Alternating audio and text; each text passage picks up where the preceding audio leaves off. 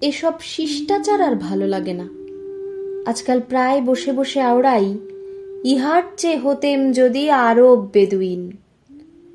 বেশ একটা সুস্থ সবল উন্মুক্ত অসভ্যতা। ইচ্ছা করে দিন রাত্রি বিচার আচার বিবেক বুদ্ধি নিয়ে কতগুলি বহুকেলে জীর্ণতার মধ্যে শরীর মনকে অকালে জরাগ্রস্ত না করে একটা দ্বিধাহীন চিন্তাহীন প্রাণ নিয়ে খুব একটা প্রবল জীবনের আনন্দ লাভ করি। মনের সমস্ত বাসনা ভাবনা ভালোই হোক মন্দই হোক বেশ অসংশয় অসংকোচ এবং প্রশস্ত যেন হয়। প্রথার সঙ্গে বুদ্ধির, বুদ্ধির সঙ্গে ইচ্ছার, ইচ্ছার সঙ্গে কাজের কোনো রকম অহর্নিশি খিটিমিটি না ঘটে।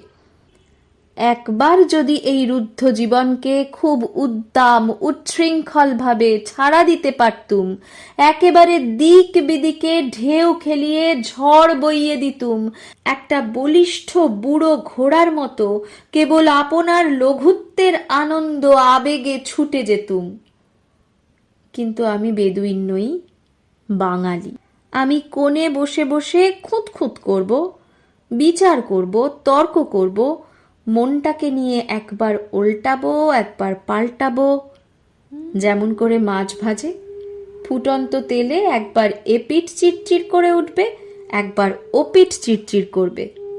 যাকে যখন রীতিমতো অসভ্য হওয়া অসাধ্য, তখন রীতিমতো সভ্য হবার চেষ্টা করাই সঙ্গত। সভ্যতা এবং বর্বরতার মধ্যে লড়াই বাঁধাবার দরকার নেই।